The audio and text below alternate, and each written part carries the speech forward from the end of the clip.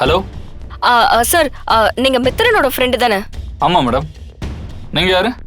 Sir, அவருக்கு கால் பண்ண reach பண்ண முடியல. அவர் எங்க இருக்காரு? உங்களுக்கு ஏதாச்சும் இன்னைக்கு கால் பண்ணி பேசினாரா? இல்லை மேடம், நான் கூட ஒரு விஷயமா அவனுக்கு கால் பண்ணேன். ஃபோன் சுவிட்ச் ஆஃபில் இருக்கு. அவன் இப்படி தான் மேடம், திடீர்னு ஃபோனை சுவிட்ச் ஆஃப் பண்ணிட்டு எங்கேயாவது போயிடுவான் மேடம்.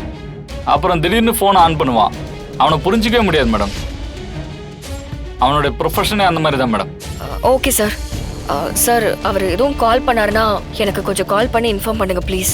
சரி, ஓகே, இன்ஃபார்ம் பண்ணுறேன் மேடம். தேங்க்யூ.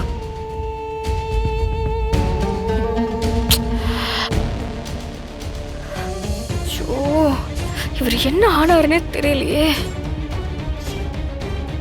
இப்ப என்ன பண்றது? என்ன பண்ணாலும் அதுக்கு ஒரு எண்டு கார்டு போட்டுறாங்க. இப்ப நான் என்னதான் பண்றது?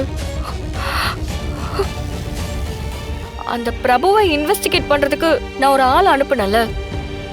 ஆமா, அவர் ஏதோ முக்கியமான இன்ஃபர்மேஷனை கலெக்ட் பண்ணிட்டேன்னு சொல்லி எனக்கு கால் பண்ணாரு ஜனாமா. கால் பண்ணி கொஞ்ச நேரத்திலேயே போன் ஸ்விட்ச் ஆஃப் ஆயிருச்சு. இப்ப வரைக்கும் நான் ட்ரை பண்ணிக்கிட்டே இருக்கேன். என்னால ரீச் பண்ணவே முடியல ஜனாமா. அவருக்கு தெரிஞ்சவர்கிட்டயும் நான் விசாரிச்சேன். அவரை பத்தி எந்த தகவலுமே இல்ல. இது ஒரு தடவை இல்ல ஜனாமா. அந்த ஃபாரின் பொண்ணு கிட்டயும் அவன் ஃப்ரெண்ட் விஷயத்திலுமே கூட இப்படிதானே நடந்தது. இப்போ மூணாவதா இப்படிதான் நடக்குது.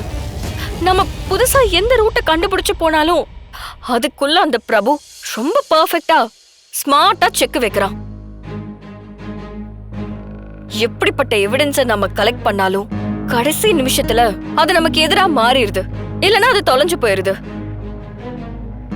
இப்படி இருந்தா எப்படி ஜனாமா அவனை ப்ரூவ் பண்ணி நம்ம இந்த கல்யாணத்தை நிப்பாட்டுறது? நம்ம இன்னும் அந்த பிரபுவை சரியா புரிஞ்சுக்கலன்னு நினைக்கிறேன். நம்ம புதுசா ஏதாவது ஐடியா பண்ணணும். தமிழ், எனக்கு நம்பிக்கை இருக்கு. பிரபுக்கும் வர்ஷினிக்கும் கல்யாணம் நடக்காது. அவன் மாட்டுவான். தமிழ்,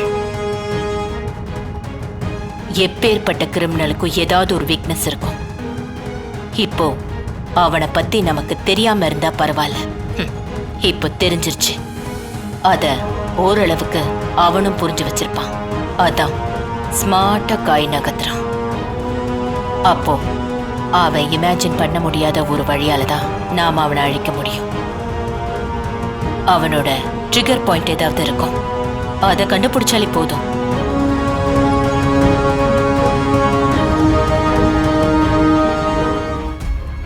டேய், நீ என்ன இவ்வளவு மோசமானவனா?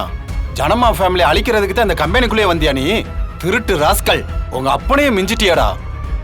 சரியான கிரிமினல்டா நீ. உன்னைய நல்லவேன்னு நம்பி உனக்கு பொண்ணு கொடுக்கறாங்க பாரு. நிறுத்துறேன், இந்த கல்யாணத்தை இப்பவே நிறுத்துறேன். போறேன். ஜனாமா, சிபி சார், தமிழ் இவங்க எல்லார்ட்டையும் போயிட்டு நீ யாருன்றத பணம் போட்டு காட்டுறேன், பாருடா. சார், என்ன ப்ராப்ளம் உங்களுக்கு? இது என்னோட பர்சனல் மோட்டிவ். அதுக்காக நான் பழி வாங்குறேன். இப்போ நான் பேசுறது நீ கேட்டதே தப்பு. இப்போ நீ கேட்டதை சொல்ல போறேன்னு சொன்னல, அது அதை விட பெரிய தப்பு.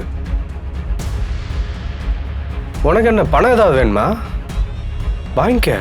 யாருக்கடா வேணும் உன் பணம்? நான் ஜனமா கிட்ட 40 வருஷமா வேலை செய்யறேன். இந்த கம்பெனிக்கு நான் வரும்போது நான் ஒருவேளை சாப்பாட்டுக்கு கூட வசதி இல்லாம இருந்தேன். ஆனா இன்னைக்கு வீடு, குடும்பம், குழந்தைன்னு ஒரு நிறைவான வாழ்க்கைய வாழ்ந்துகிட்டு இருக்கேன். இதெல்லாம் ஜனமா கொடுத்தது. அவங்க குடும்பத்தை அழிக்க திட்டம் போடுற ஒருத்தனை தெரிஞ்சுக்கிட்டு நான் சொல்லாம இருப்பேனா? அது பாவம்ல. இப்பவே சொல்றேன். சார் சார் சார், என்னடா மன்னிப்பு கேட்க போறியா? நீ எல்லாம் திருந்துற ஆள் கிடையாதுடா. இந்த கல்யாணம் நடக்காது. நான் நிறுத்துறேன்.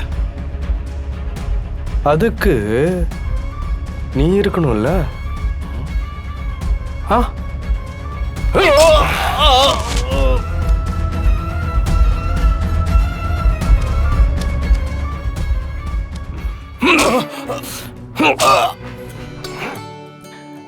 சிபி, ஆப்பா, அம்மாவும் தமிழ் எங்க? உள்ள இருக்காங்க. இப்ப வந்துருவாங்க. தமிழ், நீ வா. இல்ல ஜனாமா, எனக்கு இதுலலாம் விருப்பமே இல்ல. தமிழ், நம்ம போட்ட கணக்குப்படி வர்ஷினிக்கும் சேதுக்கும் தான் கல்யாணம் நடக்கும். அப்படிதான் நடக்கணும். அத மனசுல நினைச்சுக்கிட்டு நாம கூட நின்னு இந்த சடங்கெல்லாம் பண்ணணும். இருந்தாலும் ஜனமா எனக்கு கொஞ்சம் தமிழ், நாம ஜெயிக்க போறத நாமளே நம்பலனா மனசு பலவீனமாயிடும். நீ வா, நடக்கிற இந்த ஃபங்க்ஷன்ல எந்த குறையும் இருக்க கூடாது, நல்லா நடக்கணும். Good, come.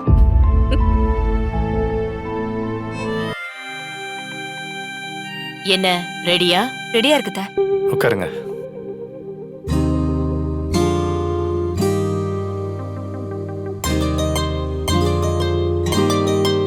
அம்மா, மருதாணி சடங்கு ஆரம்பிக்கலாமா? மாப்பிள்ள, மருதாணி வச்சு விடுங்க. சரிங்க, நீங்க எடுத்துங்க. நீங்க முதல்ல எடுத்துக்கோங்க. மாப்பிள்ள, அது நம்ம பழக்கம் இல்லையே. முதல்ல மறுவீடு, அப்புறம் விருந்தெல்லாம் முடிக்கணும்ல. அதுக்கப்புறம் தானே மத்த எல்லாம் பார்க்க முடியும். இல்லை மாமா, நானும் இந்த வீட்டுக்கு பல தடவை வந்துட்டேன். நானும் இந்த வீட்டில் கொஞ்சம் சாப்பிட்டுட்டேன். ஆனால் இப்போ வரைக்கும் நீங்கள் எல்லாரும் என் வீட்டுக்கு வந்து ஒரு நேரம் கூட சாப்பிடல.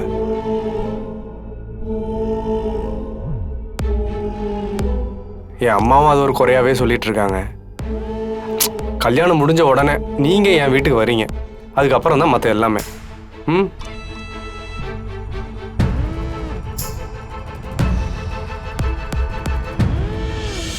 இப்படி எல்லாரும் அமைதியா பேசிட்டு இருந்தா எப்படி? கல்யாண வீடு, ஆட்டம் பாட்டம்னு சந்தோஷமா இருக்க வேண்டாமா?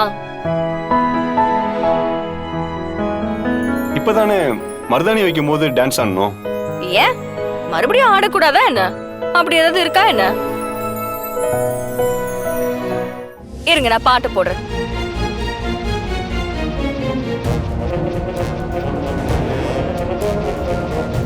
வணக்கம். முக்கிய செய்திகள். பிரபல தொழிலதிபர் குறிஞ்சிநாதன் கைது.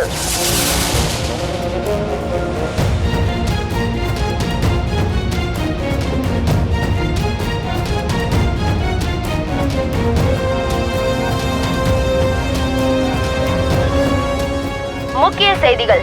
பிரபல தொழிலதிபர் குறிஞ்சிநாதன் கைது. இவர் எதுக்கு அரெஸ்ட் ஆனாரு? அத்தை, இவன் என்ன நல்லவனா? சரியான அயோக்கிய.